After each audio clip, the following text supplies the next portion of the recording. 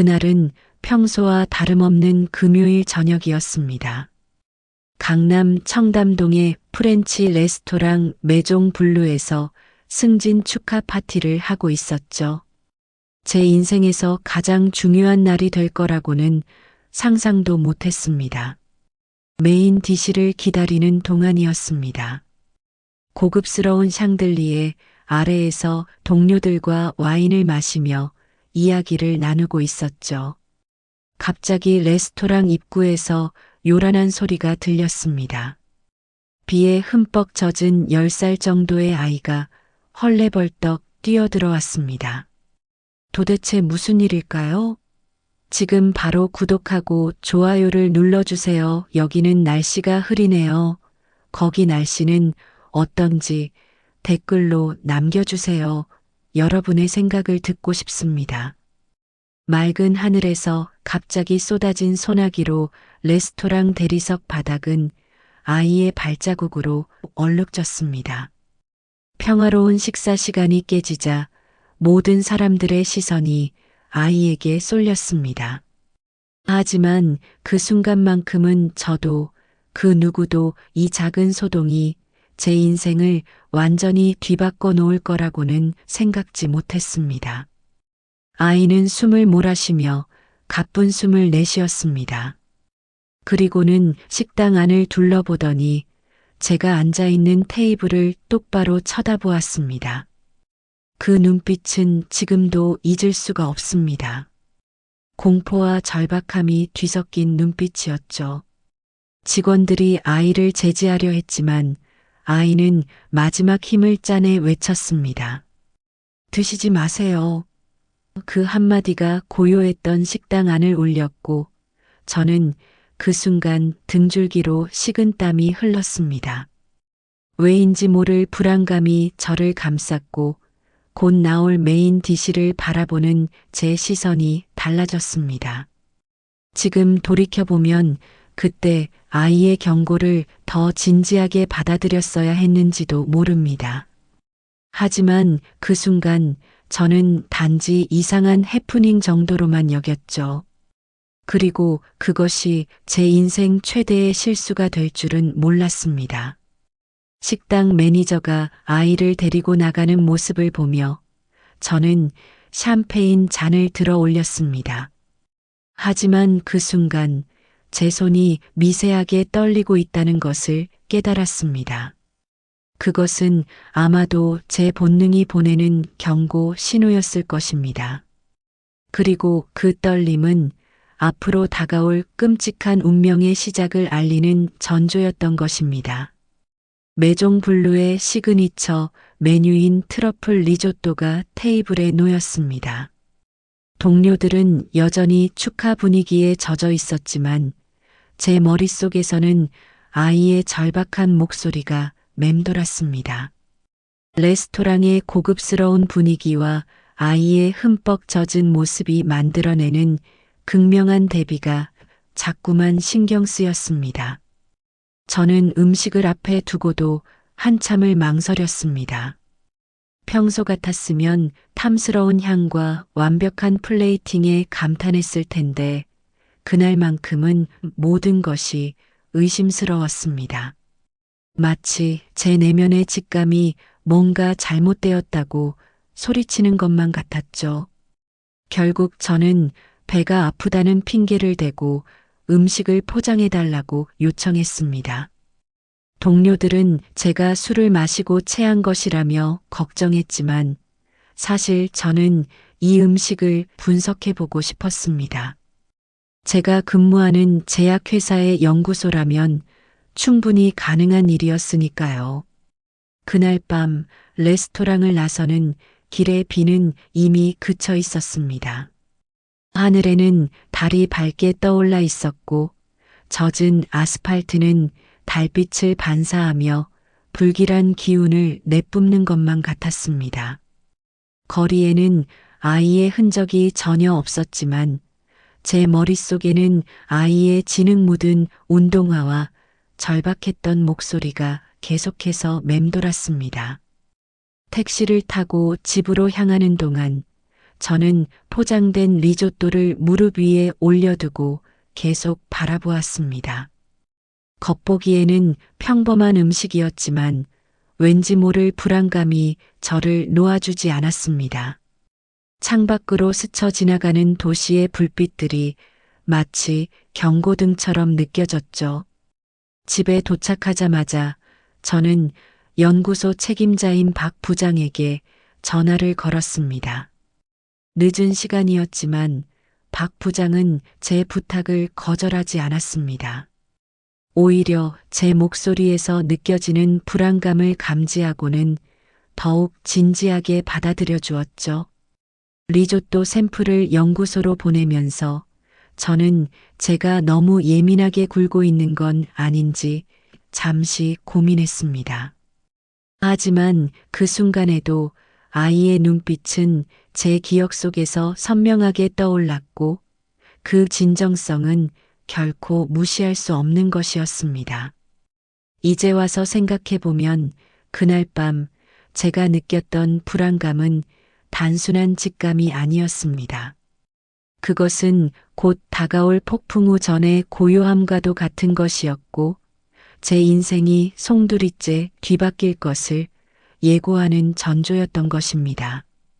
다음 날 아침 연구소에서 전화가 왔습니다. 박 부장의 목소리는 평소와 달리 무거웠습니다.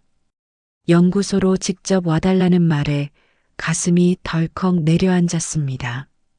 출근 시간도 되기 전이었지만 저는 즉시 차를 몰고 연구소로 향했습니다. 연구소의 흰 건물이 아침 햇살을 받아 차갑게 빛나고 있었습니다. 평소에는 친숙하게 느껴지던 이 건물이 그날 아침만큼은 위압적으로 다가왔습니다. 주차장에는 제 차만이 외롭게 서 있었고 발걸음을 옮길 때마다 구두 소리가 텅 빈 로비에 메아리 쳤습니다. 박 부장은 실험실에서 저를 기다리고 있었습니다. 책상 위에는 여러 장의 검사 결과지가 펼쳐져 있었고 컴퓨터 화면에는 복잡한 그래프들이 띄워져 있었습니다. 평소 온화한 표정의 박 부장의 얼굴에는 깊은 주름이 패여 있었습니다. 검사 결과는 충격적이었습니다. 리조또에서 검출된 물질은 우리 회사에서 개발 중인 신약의 독성 물질과 동일했습니다. 이 물질은 48시간 내에 심각한 장기 손상을 일으키는 치명적인 것이었죠. 더구나 이 물질은 일반적인 독성 검사로는 발견하기 어려운 것이었습니다. 박 부장의 설명을 들으며 저는 식은땀을 흘렸습니다. 이 물질은 우리 회사의 극비 연구 과제였고 소수의 연구원들만이 접근할 수 있는 것이었습니다. 누군가가 의도적으로 이 물질을 음식에 넣었다는 것은 분명했고 그 대상이 저였다는 사실이 끔찍했습니다. 창밖으로 보이는 회사 정원의 나무들이 아침 바람에 흔들리고 있었습니다. 평화로워 보이는 풍경과는 달리 제 머릿속은 혼란스러웠습니다. 누가 저를 해치려고 했는지, 그리고 그 아이는 어떻게 이 사실을 알고 있었는지 수많은 의문들이 제 머릿속을 스쳐 지나갔습니다. 박 부장은 이 사건을 즉시 경영진과 보안팀에 보고해야 한다고 했습니다. 하지만 저는 잠시만 기다려달라고 요청했습니다. 내부에서 벌어진 일이라면 조용히 진상을 파악하는 것이 우선이라고 생각했기 때문입니다. 연구소를 나서면서 저는 문득 깨달았습니다. 제가 지금까지 안전하다고 믿었던 모든 것들이 사실은 허상이었다는 것을, 그리고 이제부터 제 주변의 모든 것을 의심해야 한다는 사실을, 마치 거울이 깨지듯 제가 알고 있던 세상이 산산조각 나고 있었습니다. 연구소를 나와 회사로 향하는 동안 저는 모든 것이 꿈만 같았습니다. 평소처럼 북적이는 사무실에 들어서자 새로운 시각으로 모든 것이 보이기 시작했습니다. 매일 마주치던 익숙한 얼굴들이 이제는 낯설게 느껴졌고 평범한 인사말 속에서도 숨겨진 의도를 찾으려 했습니다. 특히 신약 개발팀의 최 이사가 제 승진을 축하한다며 건넨 미소가 유독 신경 쓰였습니다. 작년 프로젝트에서 제가 최 이사의 의견을 반대했던 일이 떠올랐기 때문입니다. 당시 최 이사는 겉으로는 이해한다는 듯한 표정을 지었지만 회의실을 나설 때 보였던 차가운 눈빛이 아직도 기억에 남아 있었습니다. 점심시간 구내식당에서 식사를 하면서도 저는 음식을 제대로 먹지 못했습니다. 매 숟가락을 들 때마다 어젯밤의 리조또가 떠올랐고 모든 음식이 의심스러워졌습니다. 옆자리에서 식사하는 동료들의 수저 소리조차 위협적으로 들렸습니다. 오후에는 임원회의가 있었습니다. 회의실에 모인 임원들의 표정을 하나하나 살피면서 저는 그들 중 누군가가 저를 노리고 있다는 생각에 등골이 서늘해졌습니다. 연구소장인 김상무는 제 발표 내내 날카로운 시선으로 저를 주시했고 재무팀장 이 부장은 평소보다 더 많은 질문을 던졌습니다. 퇴근 무렵 비서실장 정 과장이 전달한 다음 주 해외 출장 일정표를 받으면서도 의심이 들었습니다. 평소라면 당연하게 여겼을 출장이 이제는 저를 해외로 유인하려는 계획처럼 느껴졌습니다.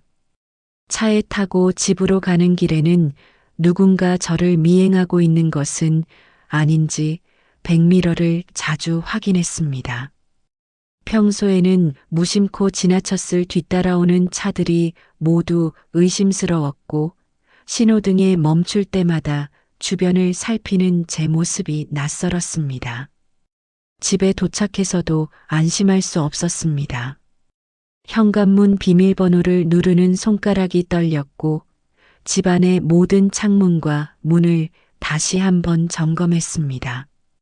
평소 안정감을 주던 집이 이제는 마치 함정처럼 느껴졌습니다. 그날 밤 저는 책상 앞에 앉아 회사의 조직도를 펼쳐놓고 오랫동안 들여다보았습니다. 누가 저를 이렇게까지 해치고 싶어 하는지, 그리고 그 아이는 어떻게 이 모든 것을 알고 있었는지 답을 찾지 못한 채 밤은 깊어만 갔습니다. 주말 동안 저는 회사의 내부 자료들을 하나하나 살펴보았습니다. 신약 개발팀의 최근 6개월간의 보고서, 연구소의 출입 기록, 심지어 퇴사한 직원들의 명단까지 모두 검토했습니다. 모든 자료가 평범해 보였지만 그 속에 숨겨진 진실이 있을 거라 확신했습니다. 특히 눈에 띄는 것은 3개월 전 갑자기 퇴사한 연구원 강 박사의 기록이었습니다.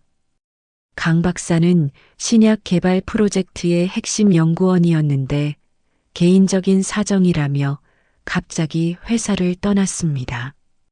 당시에는 그저 스카우트 제의를 받았거나 개인 사업을 준비하는 것이려니 했습니다. 강 박사의 마지막 보고서를 자세히 읽어보니 이상한 점이 발견되었습니다. 보고서 말미에 윤리적 검토 필요라는 메모가 있었고 그 부분이 최종 보고서에서는 삭제되어 있었습니다. 또한 강 박사가 퇴사하기 일주일 전 연구소 보안실에 여러 차례 출입한 기록도 있었습니다.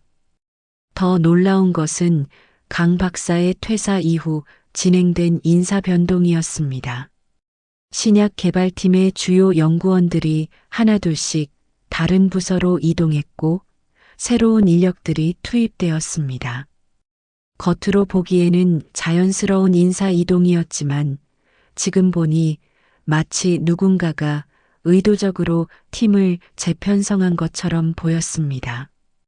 주말 내내 자료를 검토하면서 저는 점점 더 큰 음모가 있다는 확신이 들었습니다. 단순히 저를 해치려는 개인적인 원한이 아닌 회사 전체를 관통하는 더 큰 비밀이 있는 것 같았습니다. 그리고 그 비밀의 중심에는 신약 개발 프로젝트가 있었습니다. 일요일 저녁, 저는 강 박사의 예전 연구 노트를 찾아보기 위해 연구소에 들렀습니다. 텅 빈 연구소는 평소와 다르게 음산한 분위기였습니다. 강 박사의 옛 사무실에서 서류들을 뒤지던 중 갑자기 복도에서 발소리가 들렸습니다. 주말 저녁에 연구소에 있을 사람이 없었기에 저는 즉시 불을 끄고 숨을 죽였습니다. 발소리는 점점 가까워졌다가 멀어졌습니다. 누군가가 연구소를 순찰하고 있는 것 같았습니다. 그때 문득 깨달았습니다. 아마도 저처럼 이 시간에 연구소에 온 이유가 있는 누군가가 있다는 것을, 그리고 그들도 아마 무언가를 찾고 있을 것이라는 사실을. 월요일 아침 평소보다 일찍 출근했습니다. 주말 동안의 조사로 찾아낸 단서들을 정리하면서 저는 강 박사의 갑작스러운 퇴사와 신약 개발팀의 인사 이동이 분명히 연관되어 있다고 확신했습니다. 하지만 결정적인 증거는 아직 찾지 못한 상태였습니다. 회사 서버에 접속해서 강 박사의 이메일 기록을 살펴보던 중 특이한 점을 발견했습니다. 퇴사 직전 며칠간 강 박사는 평소와 달리 심야 시간대에 연구소 컴퓨터에 접속한 기록이 있었습니다. 그리고 그 시간대에 대용량의 파일이 외부 저장 장치로 복사된 흔적이 있었죠. IT팀에 문의해 보니 해당 시간대의 CCTV 영상은 이미 삭제되었다고 했습니다. 보안 규정상 영상은 3개월만 보관한다는 것이었죠. 하지만 저는 포기하지 않고 강 박사가 사용했던 컴퓨터를 조사해 보기로 했습니다. 다행히 그 컴퓨터는 아직 새로운 연구원에게 배정되지 않은 상태였습니다. 점심시간을 이용해 연구소에 들어갔습니다. 강 박사의 옛자리에 앉아 컴퓨터를 켜고 파일들을 하나하나 확인했습니다. 겉으로 보기에는 모든 중요 파일들이 깔끔하게 정리되어 있었습니다. 하지만 우연히 휴지통을 확인하던 중 삭제되지 않은 작은 텍스트 파일 하나를 발견했습니다. 파일 안에는 암호화된 것처럼 보이는 일련의 숫자들이 있었습니다. 처음에는 무의미한 데이터라고 생각했지만 자세히 보니 그것은 좌표였습니다. 강 박사가 연구소 내 어딘가의 위치를 기록해둔 것 같았습니다. 그 좌표를 따라가 보니 연구소 지하 보관실의 한 구석을 가리키고 있었습니다. 보관실은 평소에는 잘 사용하지 않는 공간이었습니다. 오래된 실험 기자재들과 문서들이 쌓여 있는 곳이었죠. 하지만 강 박사는 분명 이곳에 무언가를 숨겨두었을 것이라 생각했습니다. 퇴근 시간이 되자 저는 다시 한번 연구소로 향했습니다. 이번에는 지하 보관실을 조사하기 위해서였습니다. 어두운 계단을 내려가면서 심장이 빠르게 뛰었습니다. 보관실 문을 열자 먼지 냄새가 코를 찔렀고 형광등은 불규칙하게 깜빡이며 음산한 분위기를 자아냈습니다. 좌표가 가리키는 곳은 오래된 서류함 뒤편이었습니다. 서류함을 조심스럽게 옮기자 벽면의 타일 하나가 살짝 튀어나와 있는 것을 발견했습니다. 타일을 조심스럽게 제거하자 그 뒤에는 작은 USB가 숨겨져 있었습니다. 발견한 USB를 즉시 확인하고 싶었지만 회사 컴퓨터는 위험할 것 같았습니다. 퇴근 후 곧장 집으로 가서 오래된 노트북을 꺼냈습니다. 인터넷에 연결하지 않은 상태로 조심스럽게 USB를 연결했습니다.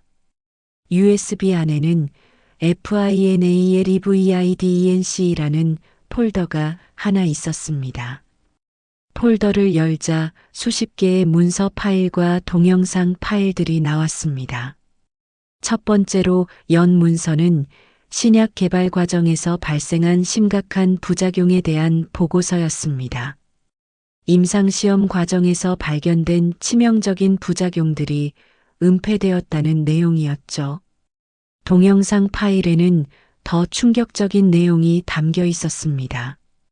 임상시험 참가자들의 증상이 악화되는 과정이 고스란히 기록되어 있었고, 회사 고위층에서 이를 은폐하라는 지시를 내리는 녹음 파일도 있었습니다. 특히 현재 신약 개발팀장인 최 이사가 이 모든 과정에 깊이 관여하고 있다는 사실이 명확했습니다. 문서들을 하나씩 읽어가면서 전체 그림이 그려지기 시작했습니다. 회사는 막대한 투자금이 투입된 신약의 부작용을 알고도 이를 숨기고 개발을 강행했던 것입니다. 강 박사는 이 사실을 폭로하려다가 위협을 받고 회사를 떠날 수밖에 없었던 것이었죠. 갑자기 제 승진이 떠올랐습니다. 제가 신약 개발팀 부팀장으로 승진한 것은 우연이 아니었습니다. 회사는 저를 이 비밀에 연루시켜 공범으로 만들려 했던 것입니다. 그리고 제가 이 사실을 알아차리고 거부할 경우를 대비해 독살이라는 극단적인 방법도 준비해 두었던 것이었죠. 밤이 깊어갈수록 발견하는 증거들은 더욱 충격적이었습니다. 신약 개발 과정에서 사망한 임상시험 참가자들의 명단, 언론을 통제하기 위해 지불된 뇌물의 내역, 증거를 인멸하는 과정에 대한 지시 사항들까지 모든 것이 치밀하게 계획되고 실행되었습니다. 마지막 파일은 강 박사가 남긴 편지였습니다. 편지에는 자신이 이 증거들을 수집하던 중 누군가가 자신의 가족을 위협했다는 내용이 담겨 있었습니다. 결국 가족의 안전을 위해 침묵을 선택할 수밖에 없었다는 것이었죠. 하지만 언젠가 이 진실이 밝혀지기를 바라며 이 증거들을 숨겨두었다고 했습니다. 새벽녘 모든 파일을 확인하고 난 후 저는 한동안 움직일 수 없었습니다.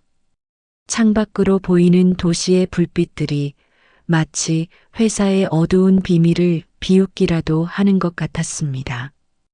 이제 저는 선택의 기로에 서 있었습니다. 이 진실을 폭로하고 모든 것을 잃을 것인가, 아니면 강 박사처럼 침묵을 선택할 것인가. 화요일 아침, 저는 평소와 다른 마음가짐으로 회사로 향했습니다. USB의 내용을 완벽하게 복사해 둔 후 원본은 안전한 곳에 보관했습니다. 이제 제가 할 일은 이 증거들을 적절한 곳에 전달하는 것이었습니다.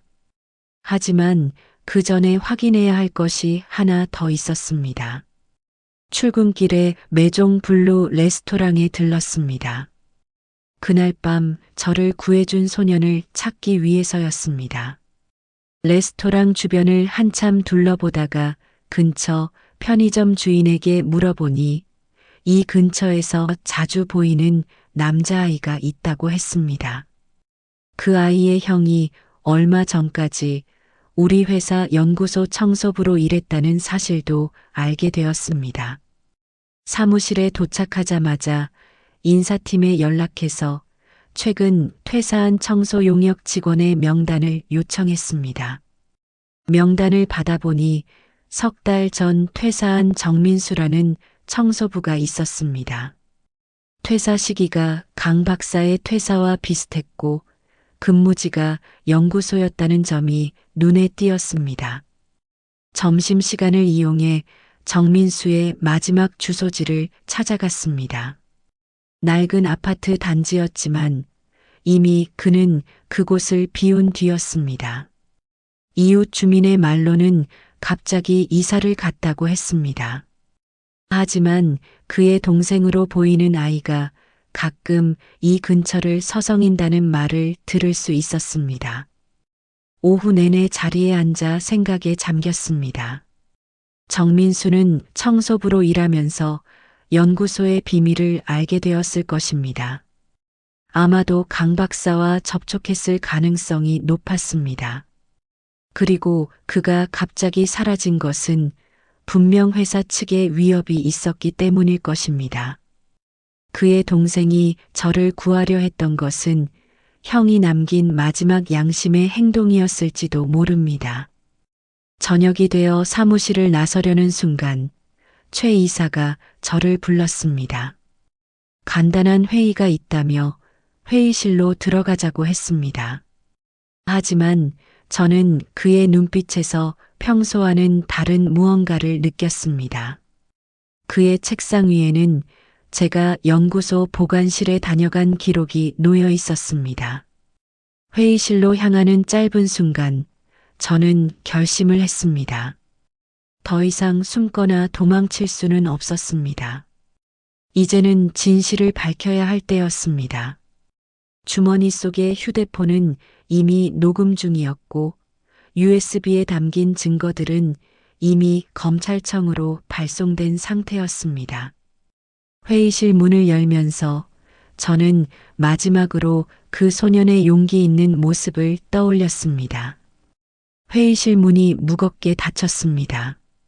안으로 들어서자 최 이사 외에도 김상무와 이 부장이 자리에 앉아 있었습니다.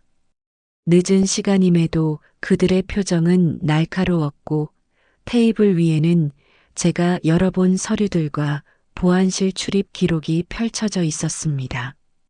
최 이사가 먼저 입을 열었습니다. 제 승진이 얼마나 큰 기회인지, 그리고 이 기회를 날려버리면 어떤 결과가 올지에 대해 친절하게 설명했습니다. 그의 말투는 부드러웠지만 그 속에 담긴 위협은 분명했습니다. 김상무는 강 박사의 이야기를 꺼냈습니다. 강 박사가 얼마나 큰 실수를 저질렀는지, 그리고 그 실수의 대가로 어떤 선택을 해야 했는지를 말했습니다. 그러면서 저를 똑바로 쳐다보며 같은 실수를 반복하지 말라고 경고했습니다. 이 부장은 구체적인 제안을 했습니다. 제 연봉을 2배로 올려주겠다고 했고 해외 지사장 자리도 약속했습니다. 단 제가 본 것들과 들은 것들을 모두 잊어야 한다는 조건이었습니다. 그들의 말이 끝나고 침묵이 흘렀습니다. 창밖으로는 도시의 불빛이 반짝였고 회의실 시계는 무심하게 시간을 가리켰습니다. 저는 천천히 주머니에서 휴대폰을 꺼내 테이블 위에 올려놓았습니다. 녹음본이 저장된 휴대폰이었죠. 그리고 이어서 USB 사본을 꺼내 그들 앞에 놓았습니다. 강 박사가 숨겨둔 모든 증거가 담긴 USB였습니다. 마지막으로 방금 전 검찰청에 발송한 메일의 발신 확인증을 보여주었습니다. 그들의 표정이 순식간에 변했습니다. 위협과 회유로 가득했던 얼굴이 순식간에 공포와 분노로 뒤틀렸습니다. 최 이사가 벌떡 일어나 제 멱살을 잡으려 했지만 그 순간 회의실 문이 열렸습니다. 문 앞에는 수사관들이 서 있었습니다. 제가 회의실로 들어오기 전에 이미 건물을 포위하고 있었던 것입니다. 강 박사의 USB 속 증거들은 이미 며칠 전부터 검찰에 전달되어 있었고 오늘의 회의는 그들의 자백을 받아내기 위한 마지막 작전이었습니다. 그들이 연행되는 모습을 보면서 저는 문득 그 비 오는 날 저를 구해준 소년의 얼굴을 떠올렸습니다. 그의 작은 용기가 없었다면 이 모든 진실은 영원히 묻혀버렸을지도 모릅니다. 그로부터 6개월이 지났습니다. 회사는 큰 홍역을 치렀고 많은 것이 변했습니다. 최 이사와 김 상무를 비롯한 경영진들은 구속되었고 신약 개발 과정에서 은폐된 모든 사실들이 세상에 밝혀졌습니다. 임상시험 피해자들과 유가족들은 마침내 진실을 마주할 수 있었습니다. 강 박사는 해외에서 돌아왔습니다. 그는 이제 새로 구성된 윤리위원회의 위원장이 되어 모든 연구 과정이 투명하게 진행되도록 감독하고 있습니다. 그의 귀환은 회사의 새로운 시작을 알리는 신호가 되었습니다. 정민수도 찾았습니다. 그는 강 박사의 증언으로 보호를 받게 되었고, 이제는 안전하게 동생과 함께 살고 있습니다. 청소부로 일하면서 목격한 비리를 양심적으로 고발한 그의 용기는 높이 평가받았습니다.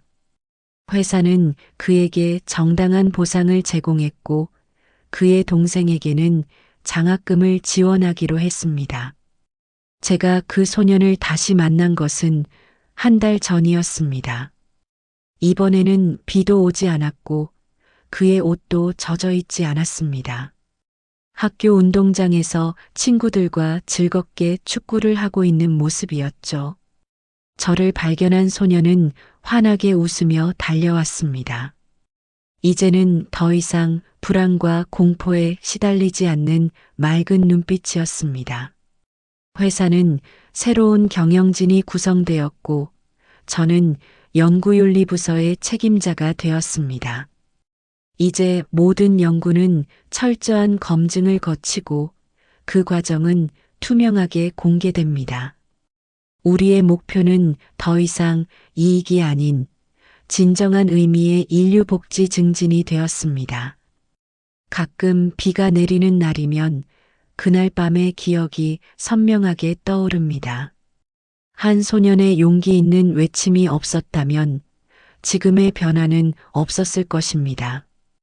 작은 진실이 큰 변화를 만들어낼 수 있다는 것, 그리고 그 진실을 지키기 위해서는 용기가 필요하다는 것을 배웠습니다. 이제 회사 로비에는 진실과 용기라는 문구가 새겨져 있습니다.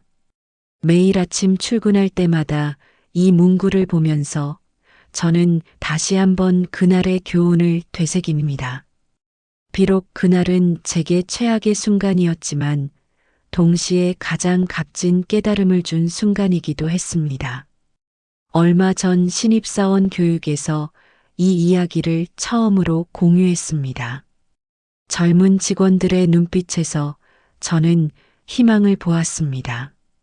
그들은 이제 자신의 양심에 따라 올바른 선택을 할 수 있는 환경에서 일하게 될 것입니다. 그것이 바로 우리가 그토록 바라던 변화였습니다.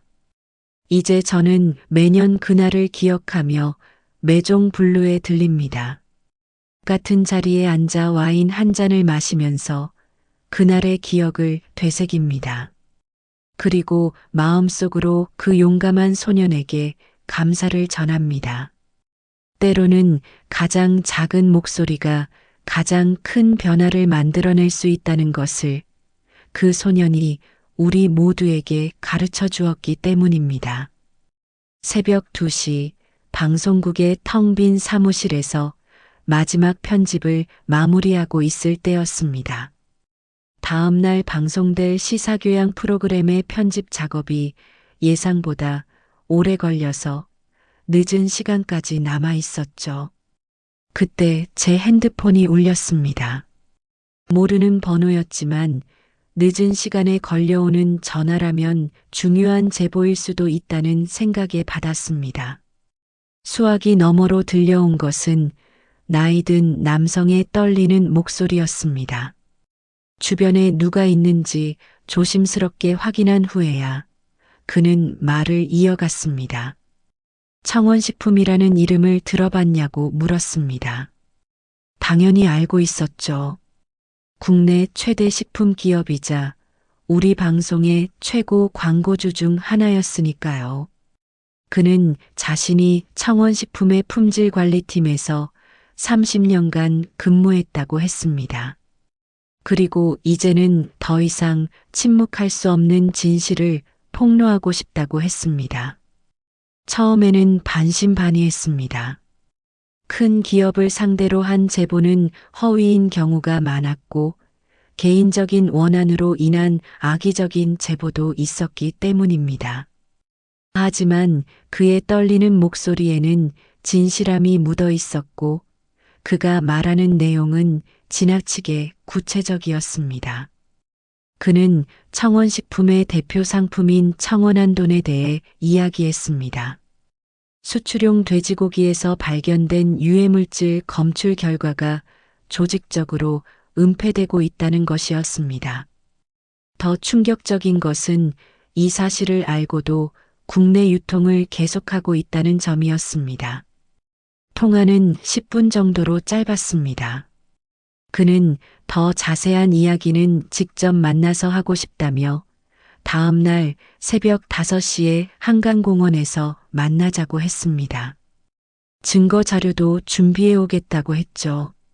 전화를 끊고 나서야 제 손이 떨리고 있다는 것을 깨달았습니다. 사무실 창밖으로는 서울의 야경이 펼쳐져 있었습니다. 수많은 빌딩들 사이로 청원식품의 본사 건물이 보였고 그 꼭대기에 회사 로고가 밤하늘에 반짝이고 있었습니다. 그 화려한 불빛 아래 숨겨진 어두운 진실이 있다는 생각에 등골이 서늘해졌습니다. 편집은 더 이상 손에 잡히지 않았습니다. 머릿속은 온통 그 제보자의 이야기로 가득했고 앞으로 벌어질 일들에 대한 예감으로 마음이 무거웠습니다. 하지만 동시에 이것이 진정한 저널리즘을 실천할 수 있는 기회가 될 수도 있다는 생각에 가슴이 뛰었습니다. 그날 밤 저는 오랜만에 기자 수첩을 꺼내 들었습니다. 언젠가부터 잊고 있었던 진실을 추적하는 저널리스트로서의 초심을 다시 한번 떠올리면서 말입니다. 한강공원은 아직 어둠에 잠겨 있었습니다. 여명이 밝아오기 전 가로등 불빛만이 산책로를 희미하게 비추고 있었죠. 약속 시간보다 30분 일찍 도착했지만 벤치에는 이미 누군가가 앉아 있었습니다. 그는 60대 후반으로 보이는 남성이었습니다. 단정한 옷차림이었지만 피곤해 보이는 얼굴이 밤새 잠을 이루지 못했음을 말해주고 있었습니다. 제가 다가가자 그는 주변을 한 번 더 살피고는 조용히 고개를 끄덕였습니다. 자신을 박종구라고 소개한 그는 곧바로 본론으로 들어갔습니다. 가방에서 꺼낸 서류철에는 청원식품의 품질 검사 보고서들이 가득했습니다. 특히 눈에 띄는 것은 최근 6개월간의 수출용 돼지고기 검사 결과였습니다. 공식 보고서와 실제 검사 결과가 다르다는 것을 명확하게 보여주는 증거였죠. 박종구 씨의 설명에 따르면 문제는 작년 여름부터 시작되었다고 했습니다. 수출용 돼지고기에서 기준치를 초과하는 항생제 성분이 검출되었지만 경영진은 이를 은폐하기로 결정했다는 것입니다. 수백억 원의 수출 계약이 걸려 있었기 때문이었죠. 더 심각한 것은 국내 유통분에서도 같은 문제가 발견되었다는 점이었습니다. 박종구 씨는 떨리는 손으로 최근의 검사 결과들을 보여주었습니다. 수치들은 분명했고 그가 몰래 촬영해둔 실험실 사진들은 이 모든 것이 사실임을 증명하고 있었습니다. 그가 제보를 결심한 것은 2달 전 자신의 손녀가 청원한 돈으로 만든 음식을 먹고 심각한 알레르기 반응을 보였기 때문이라고 했습니다. 그때 자신이 알고 있는 진실을 더 이상 숨길 수 없다고 결심했다는 것이었죠. 하지만 그의 제보는 쉽지 않은 선택이었습니다.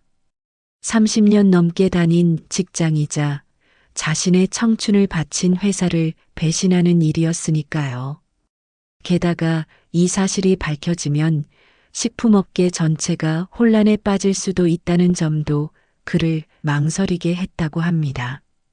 날이 밝아오기 시작했습니다. 한강 위로 떠오르는 태양이 붉은 빛을 물들이고 있었죠. 박종구 씨는 마지막으로 한 가지를 당부했습니다. 이 이야기가 방송되기 전에 회사 고위층에서 어떤 식으로든 접촉을 시도할 것이라고, 절대 흔들리지 말라고 말입니다. 그의 말대로 이것은 시작에 불과했습니다. 이제 제가 마주해야 할 것은 거대 기업의 압박과 회유, 그리고 그들이 숨기려 하는 더 큰 진실이었습니다. 방송국으로 돌아온 저는 곧바로 취재팀을 꾸렸습니다. 믿을 만한 촬영 감독 1명과 리서처 2명을 선발했죠. 하지만 아직 국장님께는 보고하지 않기로 했습니다. 청원식품이 우리 방송의 대형 광고주라는 점이 걸렸기 때문입니다. 취재는 신중하게 시작했습니다. 먼저 박종구 씨가 제공한 자료들의 진위를 확인하는 작업부터 착수했죠. 리서처들은 식품의약품안전처의 과거 보고서들을 뒤지기 시작했고, 저는 몰래 청원식품의 전직 직원들을 수소문했습니다. 그날 저녁 퇴근 무렵에 국장님의 호출을 받았습니다. 방에 들어서자 낯선 양복 차림의 남자가 앉아 있었죠. 청원식품의 홍보이사라고 했습니다. 그는 우리가 청원식품에 대한 취재를 시작했다는 것을 어떻게 알았는지 물었습니다. 홍보이사의 태도는 겉으로는 친절했습니다. 우리 방송국과 청원식품은 오랜 파트너이고 앞으로도 좋은 관계를 유지하고 싶다고 했죠. 그러면서 슬쩍 올해 광고 계약 갱신건을 언급했습니다. 국장님의 표정이 굳어지는 것이 보였습니다. 그날 밤 편집실에서 박종구 씨가 준 자료들을 검토하던 중이었습니다. 갑자기 정전이 되었고 컴퓨터가 꺼졌습니다. 다행히 자료는 백업해 두었지만 이것이 단순한 우연이 아니라는 것을 직감적으로 알 수 있었습니다. 다음 날 아침 제 책상 위에는 취재 중단을 요청하는 공문이 놓여 있었습니다. 청원식품 측에서 보낸 것이었죠. 공문에는 우리의 취재가 회사의 명예를 훼손할 수 있다는 내용과 함께 법적 대응도 검토하고 있다는 문구가 있었습니다. 점심시간 구내식당에서 밥을 먹고 있는데 한 통의 문자가 왔습니다. 발신자는 모르는 번호였고 내용은 간단했습니다. 취재를 계속하면 위험할 수 있습니다. 같은 시각 취재팀원들도 비슷한 문자를 받았다고 했습니다. 저녁이 되자 더 노골적인 압박이 시작되었습니다. 제 차의 타이어가 펑크나 있었고 옆 유리창에는 그만둬라는 글자가 적혀 있었습니다. 누군가 의도적으로 경고를 보내고 있다는 것이 분명했습니다. 하지만 이런 협박은 오히려 제 의지를 더 굳게 만들었습니다. 그들이 이토록 필사적으로 막으려 하는 것은 분명 우리가 올바른 방향으로 가고 있다는 증거였기 때문입니다. 그날 밤 저는 박종구 씨에게 전화를 걸었습니다.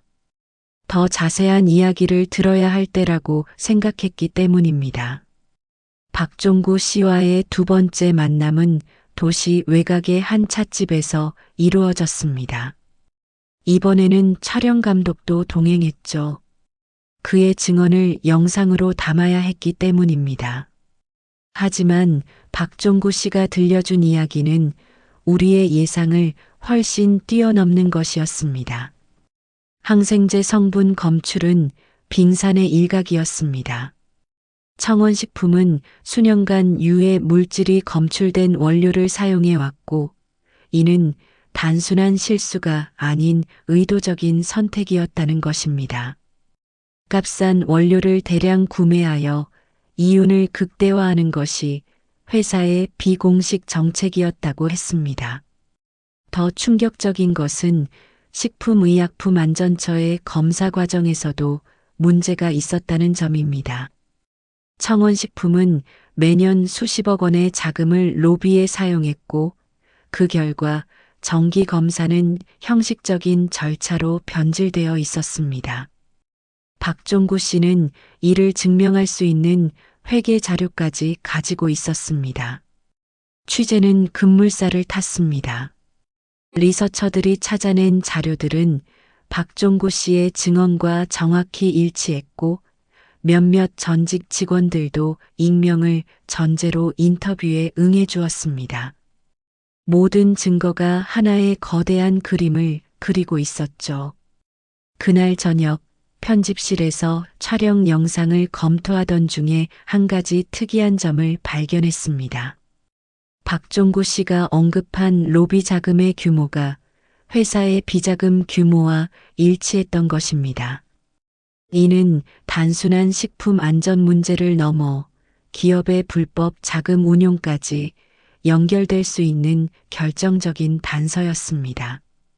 밤늦게까지 자료를 분석하던 중 청원식품 대표이사의 해외 계좌 내역이 담긴 문서를 발견했습니다. 수백억 원의 자금이 여러 단계를 거쳐 조세 도피처로 빠져나간 정황이 드러났죠.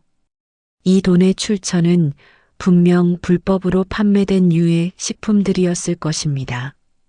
새벽녘 갑자기 박종구 씨에게서 전화가 왔습니다. 그의 목소리는 전과 다르게 매우 불안정했습니다. 누군가가 자신의 집을 감시하고 있는 것 같다고 했죠. 창밖에 수상한 차가 계속 주차되어 있다는 것이었습니다. 서둘러 박종구 씨의 아파트로 향했습니다. 도착했을 때는 이미 동이 트기 시작하고 있었죠.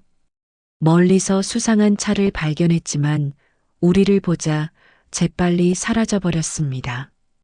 박종구 씨의 얼굴은 창백했고 밤새 한숨도 자지 못한 것이 분명해 보였습니다. 이제 우리는 선택의 기로에 서 있었습니다. 이대로 취재를 계속하면 더 큰 위험에 처할 수 있었지만 포기하기에는 이미 너무 많은 것을 알아버린 후였습니다. 그리고 무엇보다 국민의 건강과 직결된 이 문제를 덮어둘 수는 없었습니다. 방송 취재에서 가장 중요한 것은 결정적 증거입니다. 아무리 좋은 제보와 증언이 있더라도 시청자들이 직접 볼 수 있는 명확한 증거가 없다면 모든 것이 물거품이 될 수 있습니다. 우리에게는 청원식품의 불법 행위를 생생하게 보여줄 수 있는 현장 영상이 필요했습니다. 박종구 씨의 도움으로 우리는 청원식품의 물류창고 위치를 알아냈습니다. 그곳에서 매주 목요일 새벽 불량 원료를 정상 제품과 섞는 작업이 이루어진다는 것이었죠.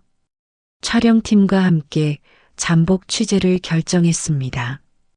추운 새벽 물류창고 건너편 건물 옥상에서 망원 카메라를 설치했습니다. 3시간이 넘도록 아무 일도 일어나지 않았습니다. 하지만 새벽 5시가 되자 마침내 움직임이 포착되었습니다. 표시 없는 흰색 트럭 3대가 창고에 들어섰고 작업자들이 나타났습니다. 우리의 카메라에 모든 것이 담겼습니다. 유통기한이 지난 원료들이 정상 제품과 섞이는 과정, 원산지를 조작하는 장면, 심지어 유해물질 검출 결과를 조작하는 현장까지 이것은 더 이상 변명할 수 없는 명백한 증거였습니다. 하지만 우리의 취재가 발각된 것 같았습니다. 창고에서 나온 차량 한 대가 우리가 있는 건물 쪽으로 움직이기 시작했기 때문입니다. 서둘러 장비를 챙겨 철수하는 과정에서 제가 발을 헛디뎌 넘어졌고 촬영한 메모리 카드를 떨어뜨리고 말았습니다. 다행히 촬영 감독이 백업용 카드를 하나 더 준비해 두었습니다. 우리는 재빨리 차에 올라탔고 뒤를 쫓아오는 차량을 따돌리는데 성공했습니다. 하지만 떨어뜨린 메모리 카드는 이미 그들의 손에 들어갔을 것이 분명했습니다. 방송국으로 돌아와 보니 분위기가 심상치 않았습니다. 청원식품 측에서 우리 방송사 사장님과 긴급 미팅을 가졌다는 소식이 들려왔습니다. 광고 계약 전면 취소를 검토하고 있다는 이야기였죠. 국장님이 저를 불러 방송 보류를 제안했습니다. 회사의 입장도 이해는 했지만 이대로 물러설 수는 없었습니다. 취재 과정에서 알게 된 진실은 단순히 한 회사의 비리를 넘어 국민 건강과 직결된 문제였기 때문입니다. 그날 밤 취재팀 전체가 모여 긴급 회의를 가졌습니다. 우리가 가진 증거들을 하나하나 검토하면서 방송 시나리오를 수정했습니다. 이제는 돌이킬 수 없는 지점까지 온 것이었습니다. 다음 날이면 모든 것이 결정될 것이었죠. 방송 예정일을 하루 앞둔 아침, 충격적인 소식이 들려왔습니다. 박종구 씨가 갑자기 연락이 두절된 것입니다. 자택으로 달려갔지만 이미 이사를 한 뒤였습니다. 이웃들 말로는 어젯밤 갑자기 짐을 싸서 떠났다고 했습니다. 불길한 예감에 휩싸인 채 방송국으로 돌아오는 길이었습니다. 그때 한 통의 전화가 걸려왔습니다. 청원식품 최고 위층에서 저를 만나고 싶다는 것이었습니다. 장소는 시내의 고급 레스토랑이었죠. 레스토랑에는 청원식품의 부회장과 전무가 기다리고 있었습니다. 그들은 제가 자리에 앉자마자 서류 하나를 내밀었습니다. 그것은 방송 중단을 조건으로 한 합의서였습니다. 금액란에는 제가 상상하기 힘든 숫자가 적혀 있었습니다. 그들의 제안은 이어졌습니다. 방송을 중단하면 제가 원하는 자리를 주겠다고 했고 해외 연수도 보내주겠다고 했습니다. 하지만 거절하면 감당하기 힘든 일들이 벌어질 것이라는 경고도 잊지 않았죠. 자리를 빠져나와 차에 탔을 때 또 한 통의 전화가 걸려왔습니다. 이번에는 박종구 씨였습니다. 그의 목소리는 죄책감으로 가득했습니다. 청원식품 측에서 그의 가족들의 해외 이주를 도와주는 조건으로 증언을 철회하라고 했다는 것입니다. 방송국으로 돌아오자 더 큰 충격이 기다리고 있었습니다. 취재팀원들의 책상이 텅 비어 있었고 편집실의 자료들도 모두 사라져 있었습니다. 알고 보니 회사 측에서 긴급 인사 발령을 냈다는 것이었습니다. 취재팀원들은 모두 지방 계열사로 발령이 난 상태였죠. 편집실에 혼자 남아 모니터를 바라보고 있을 때 문득 지난밤 백업해둔 자료가 떠올랐습니다. 방송 내용과 증거 자료들을 개인 클라우드에 저장해 두었던 것이었죠. 그리고 그때 예전에 알고 지내던 다른 방송사 PD가 생각났습니다. 밤늦게까지 그 PD를 만나 상황을 설명했습니다. 다행히도 그는 우리의 취재 내용에 관심을 보였고 자신의 프로그램에서 다루어 보겠다고 했습니다. 증거 자료들을 전달하고 돌아오는 길, 마음속에서 작은 희망이 피어올랐습니다. 하지만 집 앞에 도착했을 때 낯선 남자들이 저를 기다리고 있었습니다. 그들의 눈빛에서 위험을 감지한 저는 재빨리 차를 돌렸습니다. 그날 밤 저는 친구의 집에서 하룻밤을 보내야 했습니다. 이제 시간과의 싸움이 시작된 것입니다. 친구의 집에서 뜬 눈으로 밤을 지새우고 있을 때였습니다. 갑자기 휴대폰으로 익명의 메일이 한 통 도착했습니다. 발신인은 알 수 없었지만 첨부된 파일들은 가슴을 뛰게 했습니다. 청원식품의 내부 문서들이었고 우리가 취재한 내용을 더욱 확실하게 뒷받침하는 결정적인 증거들이었습니다. 메일 내용에는 짧은 메시지가 덧붙여 있었습니다. 저희도 더 이상 침묵할 수 없습니다. 청원식품 내부에서 누군가가 우리의 취재를 지지하고 있다는 사실을 알게 된 순간이었습니다. 서서히 진실을 알리려는 사람들이 하나둘씩 모이기 시작한 것입니다. 다음 날 아침 또 한 통의 연락이 왔습니다. 식품의약품안전처의 한 직원이었습니다. 그는 청원식품의 불법 로비 과정에 대한 내부 고발을 하고 싶다고 했습니다. 수년간 쌓인 양심의 가책을 더 이상 참을 수 없다는 것이었죠. 그러던 중 가장 뜻밖의 도움이 찾아왔습니다. 청원식품의 전 회장님의 비서였던 분이 연락을 해온 것입니다. 회장님이 작년에 돌아가시기 전 회사의 비리를 폭로하라는 유언을 남겼다는 것이었습니다. 회장님은 자신이 일구어온 회사가 아들의 손에서 부패하는 것을 보며 크게 고민하셨다고 합니다. 이제 우리는 혼자가 아니었습니다. 정의를 위해 싸우는 사람들이 하나둘씩 모여들기 시작했고 각자가 가진 증거들이 모여 거대한 퍼즐을 완성해 가고 있었습니다. 취재팀원들도 하나둘 연락해 왔습니다. 지방으로 발령났지만 포기하지 않겠다는 것이었죠. 각자의 위치에서 할 수 있는 일들을 찾아내기 시작했습니다.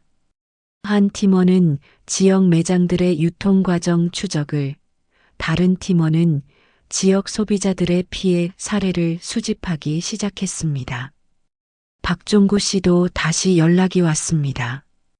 해외로 피신한 상태였지만 그곳에서도 도움을 주고 싶다고 했습니다. 그의 동료들 중에서도 양심 선언을 하고 싶어 하는 사람들이 있다는 것이었죠. 저녁이 되자 뜻밖의 소식이 들려왔습니다. 청원식품 노조에서 우리의 취재 내용에 대해 진상조사를 요구하는 성명을 발표한 것입니다. 회사 내부에서도 변화의 바람이 불기 시작한 것입니다. 그날 밤 모든 자료들을 정리하면서 깨달았습니다. 이제 이것은 단순한 방송 취재가 아니라 진실을 바라는 많은 사람들의 간절한 염원이 되어 있다는 것을, 이들의 용기와 진심이 모여 만들어낸 이야기를 반드시 세상에 알려야 한다는 사명감이 가슴 깊이 자리 잡았습니다. 다른 방송사를 통해 보도하기로 한 날이 밝았습니다. 새벽부터 모든 자료들을 최종 점검했습니다. 내부 고발자들의 증언, 회계 자료, 현장 촬영 영상, 피해자 증언까지 모든 것이 완벽했습니다. 이제 남은 것은 저녁 9시 방송 시간을 기다리는 것뿐이었습니다. 오전에 청원식품 법무팀에서 최후 통첩이 왔습니다. 방송이 나가면 명예훼손으로 형사 고발하겠다는 내용이었죠. 동시에 민사소송으로 1,000억 원대의 손해배상도 청구하겠다고 했습니다. 하지만 이미 예상했던 위협이었습니다. 점심 무렵 더 큰 위기가 찾아왔습니다. 방송사 사장실에서 긴급 회의가 열렸고 청원식품 측 인사들이 들어오는 것이 목격되었습니다. 얼마 후 프로그램 담당 PD에게 방송 보류 검토 지시가 내려왔다는 소식이 들려왔습니다. 오후 2시 편집실에서 마지막 점검을 하고 있을 때였습니다.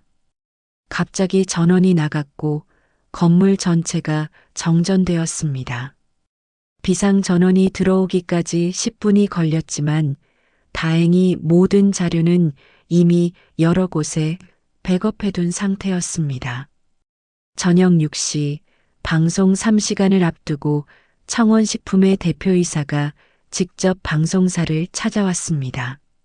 임원회의실에서 그와 마주쳤을 때 처음으로 그의 눈에서 간절함이 보였습니다. 방송만 막아준다면 무엇이든 들어주겠다고 했습니다. 하지만 이미 돌이킬 수 없는 지점에 와 있었습니다. 방송 2시간 전 취재 내용의 일부가 온라인 뉴스를 통해 살짝 흘러나갔습니다.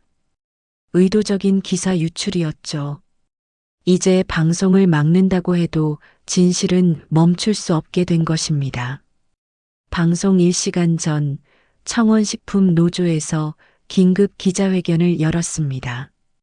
회사의 비리를 인정하고 전면적인 조사를 요구하는 내용이었죠. 회사 측의 마지막 저지선이 무너지는 순간이었습니다. 방송 30분 전 편집실에는 취재에 참여했던 모든 사람들이 모였습니다. 박종구 씨는 화상통화로 함께했고 내부 제보자들은 익명으로 메시지를 보내왔습니다. 모두의 얼굴에는 긴장감과 함께 기대감이 서려 있었습니다. 방송 10분 전 청원식품 대표이사가 마지막으로 전화를 걸어왔습니다.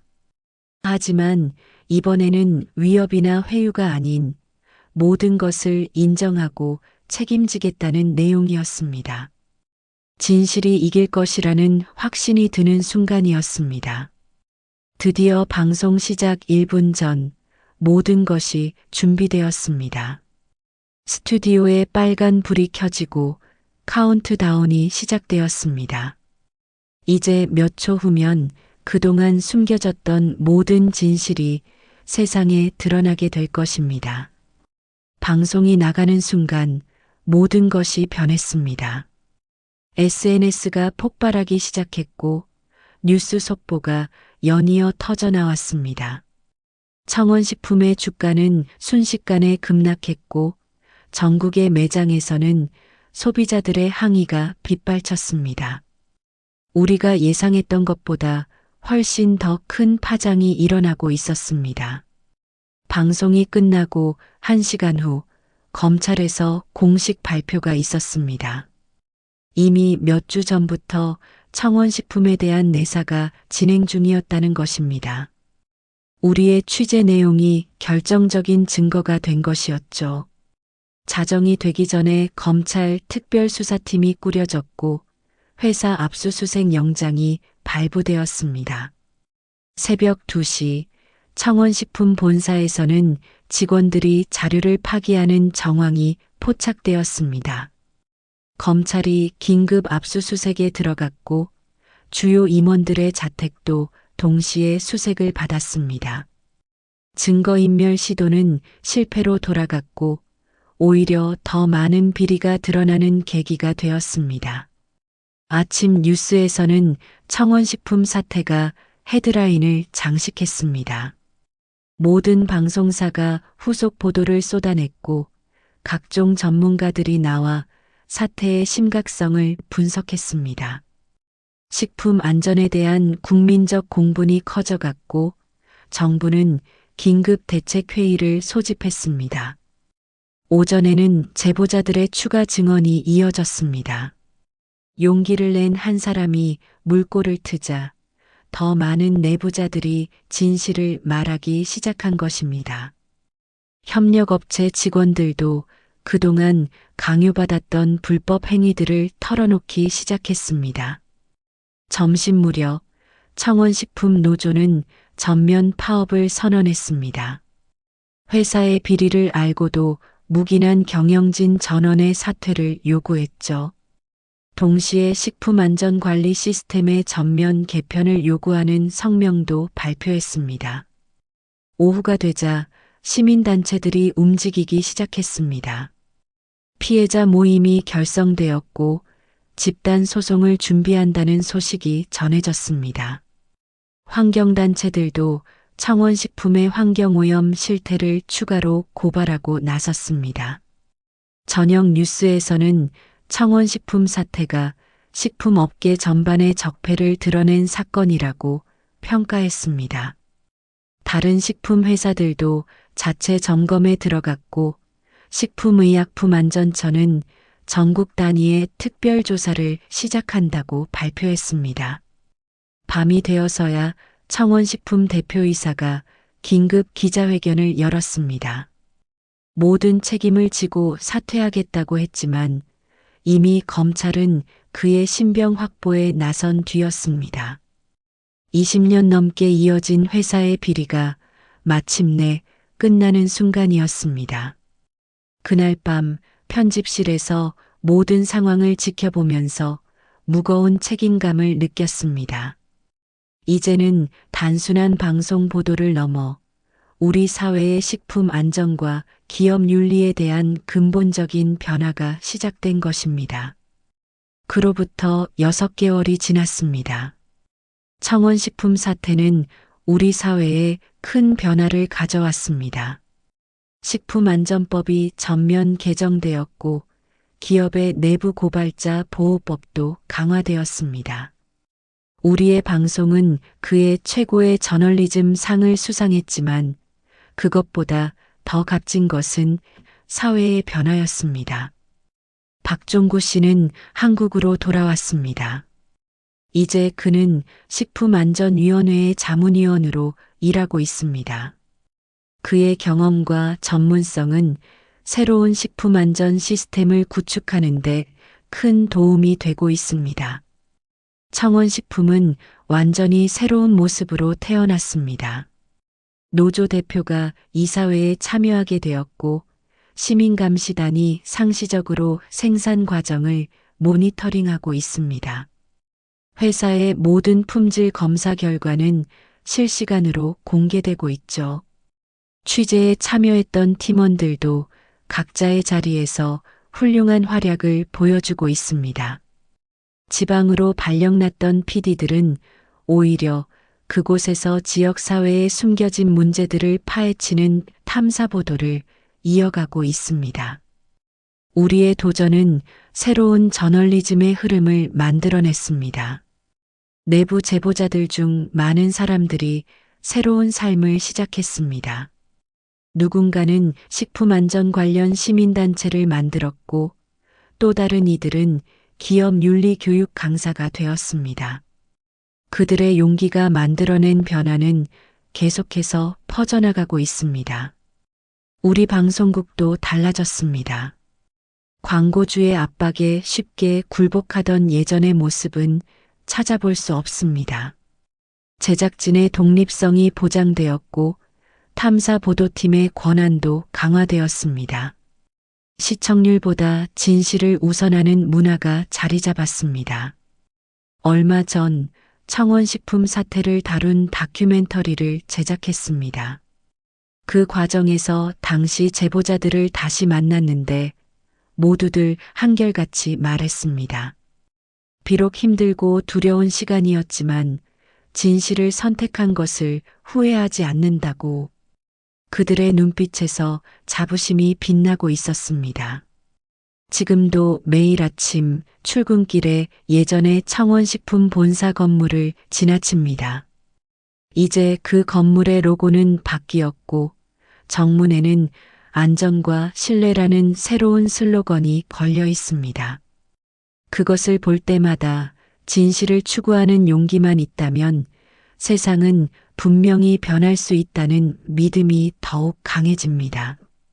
한 통의 전화로 시작된 이 여정은 단순한 방송 보도를 넘어 우리 사회에 큰 변화를 이끌어냈습니다.